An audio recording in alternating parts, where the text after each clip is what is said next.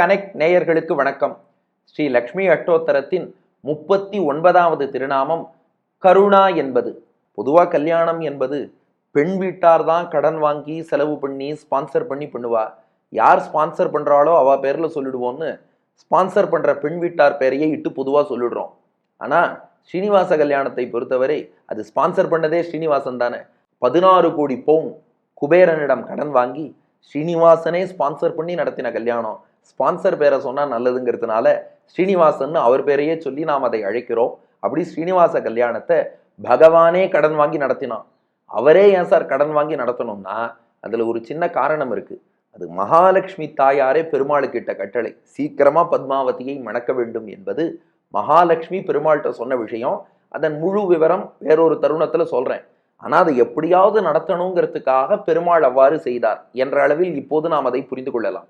அது எப்ப நடந்ததுன்னா வைகாசி மாசம் வளர்பிறை தசமி திதி வெள்ளிக்கிழமையிலே திருக்கல்யாணம் செய்து தருவது என்று பெரியோர்களால் நிச்சயிக்கப்பட்டு அந்த மேற்படி சுபமுகூர்த்தம் நாராயணபுரம்னு மாப்பிள்ளையாகிய ஸ்ரீனிவாசன் திருமலைக்கு மேல இருக்கார்.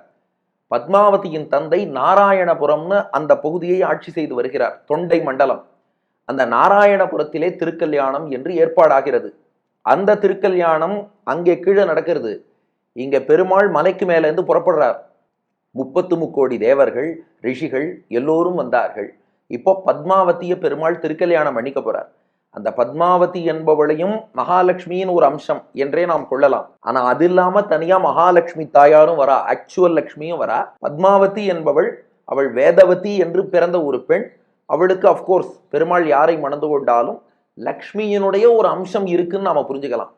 இப்போ மகாலட்சுமி தாயார் என்ன பண்றா, ஸ்ரீனிவாசன் தலையில எண்ணெய் தேய்ச்சி விட்டு கல்யாண மாப்பிள்ளைய தயார் பண்றா.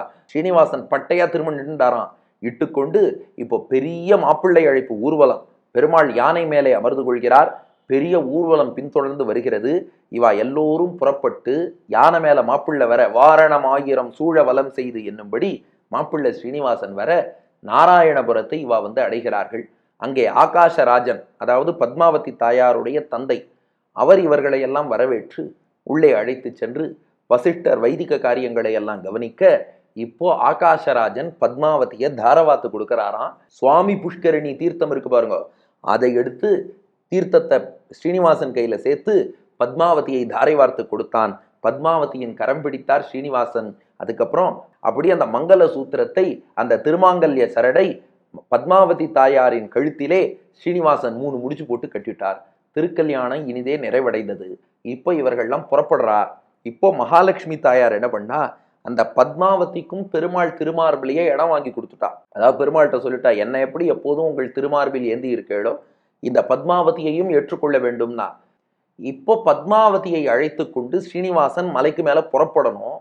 ஆனா உடனே அவர் மலைக்கு மேல போலையாம். அதாவது திருமணமான அந்த முதல் 6 மாசம் ஒரு தீட்சைன்னு சொல்லுவா.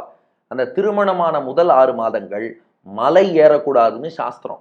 அதனால என்ன பண்ணிட்டார் ஸ்ரீனிவாசன், பத்மாவதியை திருக்கல்யாணம் பண்ணிட்டு நாராயணபுரத்திலேருந்து புறப்பட்டவர் திருமலைக்கு கீழே சொர்ணமுகரிங்கிற இடத்திலேயே தங்கிட்டார். தங்கி 6 மாசம் கழிச்சு தான் சொர்ணமுகரியில அகஸ்தியர் ஆசிரமம், அங்க தங்கி இருக்கார். 6 மாசம் கழிச்சு புறப்படணும். புறப்படுறேன்ட்டு போனா அப்போ பத்மாவதி தாயார் சொன்னாலாம், இல்ல நான் வரல, நீங்க மட்டும் மலைக்கு மேல போங்க, எப்படியும் திருக்கல்யாணம் ஆயிடுத்து, உங்க திருமார்பில் எனக்கும் இடம் கொடுத்துட்டேள், பிசிக்கலா வேற நான் கூட வரணுமா, திருமார்பில் சிம்பாலிக்கா இருந்தா போறோம், நான் கீழே இருக்கேன்னாலும். பெருமாள் சொன்னாராம், பத்மாவதி அது எப்படிமா, நீயும் மேல வந்தாதானே பரவாயில்லன்னாலாம். இல்ல நான் கீழே தான் இருப்பேன்னாலாம் பத்மாவதி. ஏன்னு பெருமாள் கேட்டாராம். பத்மாவதி தாயார் ஸ்ரீனிவாசன்ட்ட சொன்னாலாம், இல்ல சுவாமி, நீங்க மலைக்கு மேல போய் நீங்க ஜம்முன்னு நின்றுடுவேள், ஆனா அந்த மலை ஏறி வருவதுங்கிறது கஷ்டம், வழியில நிறைய காடுகள் இருக்கு, 20th செஞ்சுரி 21st செஞ்சுரியில அதுக்கு சாலையெல்லாம் போடுவா, அதெல்லாம் அப்புறம். ஆனா பொதுவாக இதெல்லாம் போடுறதுக்கு முன்னாடி திருமலை ஏறி போவதுங்கிறதே கஷ்டம். நிறைய காடுகள் உண்டு, வன விலங்குகள் உண்டு. அதனால இதெல்லாம் கடந்து எல்லாரும் மேலே ஏறி வந்துதான் உங்களை சேவிக்கணும்னா கஷ்டம். சரி, நீங்க வேணா தந்தை, ஸ்ட்ரிக்ட் அட்மினிஸ்ட்ரேட்டரான தந்தை, நீங்க வேணா மேல இருங்கோ, நான் தாய், என் குழந்தைகள் அவ்வளோ தூரம் மேல வர முடியாதவாளுக்கு நான் திருச்சானூர்ல கீழே இருந்தே அனுகிரகம் பண்ண போறேன். யாரெல்லாம் மேல் வரைக்கும் உங்களை நோக்கி ஏறி வர முடியலையோ அவளுக்கெல்லாம் நான் கீழே இருந்து அட்லீஸ்ட் தாயையாவது அவ சேவிச்சுட்டு போட்டுமே. தந்தையைத்தான் காண முடியவில்லை என்றால் தாயாரையாவது சேவிச்சுட்டு போற அந்த ஒரு அனுகிரகம் அவளுக்கு கிடைக்கும் இல்லையா, அதனால நீங்க மேல போங்கோ, நான் கீழே தான் இருப்பேன்னு திருச்சானூரிலே தாயார் கோவில் கொண்டாள்னு இது வில்லூர் சுவாமியினுடைய அனுபவம். அப்போ இது தெரிவிக்கிற மெசேஜ் என்னன்னா, பெருமாள் இவ்வளோ கஷ்டப்பட்டு திருக்கல்யாணம் எல்லாம் பண்ணிட்டார். எல்லாம் பண்ணிட்டாலும் நான் ஒசரத்துக்கு தான் போவேன்னு மேலே போயிட்டார். அப்போ பெருமாள்கிட்ட சௌலபியம் எளிமை உண்டானா உண்டு. அந்த எளிமை எவ்வளோ தூரம்னா, அனுகிரகம் பண்ணுவதற்காக இறங்கி வருவார், வந்துட்டு மறுபடியும் மேலே ஏறி உக்காண்டுருவார். கல்யாணத்துக்காக வரார், 6 மாசம் உட்கார்றார், மறுபடியும் மேலே போயிடுறார். ஆனா தாயார் எப்படின்னா, எப்போதும் தன் குழந்தைகளோடு கலந்து பழகணும்னு நினைப்பா. அதனாலதான் பத்மாவதி தாயார் பாருங்கோ, அவ திருமலைக்கு மேல ஏறல, அவதாரம் பண்ணது நாராயணபுரம், திருக்கல்யாணம் ஆனது நாராயணபுரம், கோவில் கொண்டது கீழே திருச்சானூர் என்ற அந்த இடத்திலேயே கோவில் கொண்டு. அப்போ பக்தர்களோடு எப்போதும் டவுன் டு எர்த்னு சொல்ற பாருங்க, அப்படி கீழேயே இருந்து நம்மோடு கலந்து பழகி அனுகிரகம் பண்றா இல்லையா. அப்போ பெருமாளுக்கு கருணை உண்டு. அது ஒரு சமயம் இறங்கி வந்து திரும்ப மேல போற கருணை. தாயாருடைய கருணை எப்போதும் நம்ம லெவலுக்கு இறங்கி வந்து அனுகிரகம் பண்ணிக்கொண்டே இருக்கக்கூடிய கருணை. அதனாலதான் தாயார் கருணா என்றே அழைக்கப்படுகிறாள். கருணானா கருணையே வடிவெடுத்தவள், அவளே கருணைன்னு சொல்லிடலாம். கருணாயை நமஹா என்று தினமும் சொல்லி வந்தால் அந்த தாயார் நம்மை அவளுடைய அருள் மழையிலே, கருணை மழையிலே நனைப்பாள். ஸ்ரீ லக்ஷ்மி அஷ்டோத்தரத்தின் 40வது திருநாமம் லோகமாதா என்பது. ஒரு காரணத்துக்காக சரஸ்வதிக்கு சாபம் கொடுத்துட்டார் துர்வாசர். நீ போய் ஒரு பெண்ணாக பூமியிலே பிறக்க வேண்டும் என்று சபித்து விட்டார். தன் கணவரான பிரம்மதேவரிடம் சொன்னாலாம், இந்த மாதிரி சாபம் கொடுத்துட்டார் பாருங்க, துர்வாசர் எல்லாருக்கும் சாபம் கொடுக்கிறவர், எனக்கும் சேர்த்து கொடுத்துட்டாரே, நானும் பெண்ணாக பூமியில் பிறக்கும் நிலை ஏற்பட்டு விட்டதே அப்படின்னு வருந்தினா. அப்போ என்ன பண்ணாராம், பிரம்மா சொன்னாராம், கவலைப்படாத, அவர் ஒரு ரிஷி, சாபம் கொடுத்துட்டா வாங்கிக்க வேண்டியதான், கவலைப்படாத, நான் போய் பூமியில நீ பெற நானும் கூட வருகிறேன், உன் கணவனாக நானே வருகிறேன்.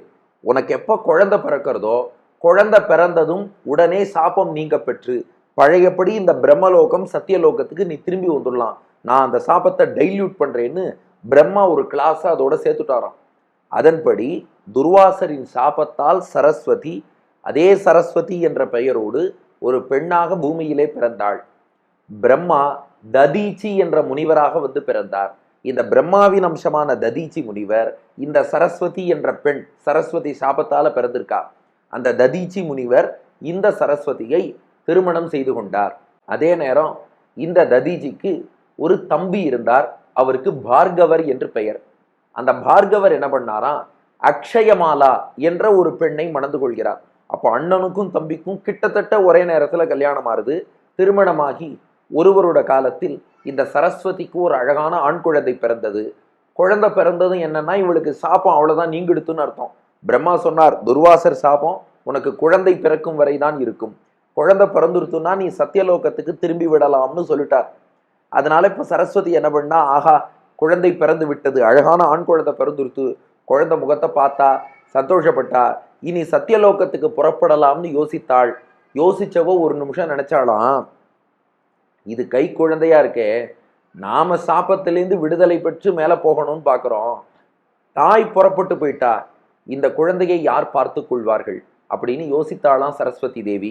அதனால என்ன பண்ணாலாம், தன்னுடைய கோ சிஸ்டர் ஓரகத்தி என்று சொல்வார்கள், இந்த சரஸ்வதி அக்ஷயமாலாட்ட சொன்னாலாம், இந்த குழந்தை எனக்கு பிறந்துருத்து, நான் சாப விமோச்சனம் பெற்று போறேன், எங்க ஆத்துக்காரர் அவரும் இனிமே தபசுன்னு பிரம்மாவாக அவரும் புறப்பட்டு விடுவார், இங்க குழந்தையை நீதான் பார்த்துக்கணும், கொஞ்சம் உன் பொறுப்புல வச்சு இந்த குழந்தையை நீ பார்த்துக்க முடியுமா என்று கேட்டாலாம். அக்ஷயமாலா சொன்னாலாம், அது என்ன பெரிய விஷயம், அவளுக்கும் அதே நேரத்துல ஒரு ஆண் குழந்தை பிறந்திருந்தது.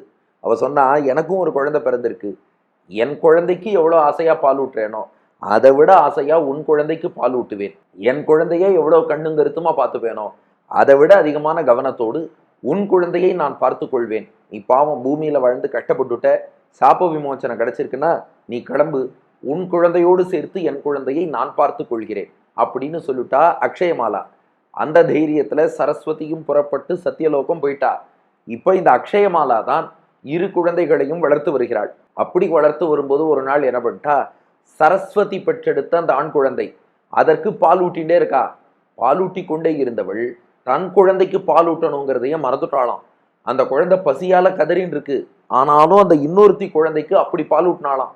அந்த நேரத்துல மகாலட்சுமி மேலேருந்து இந்த காட்சியை பார்த்தாலாம்.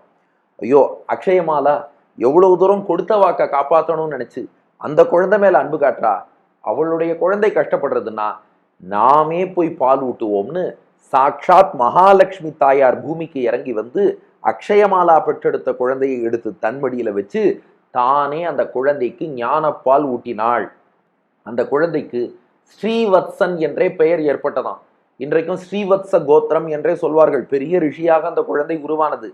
ஸ்ரீனா மகாலட்சுமி, வத்ச என்றால் அவளுடைய குழந்தை என்று அர்த்தம்.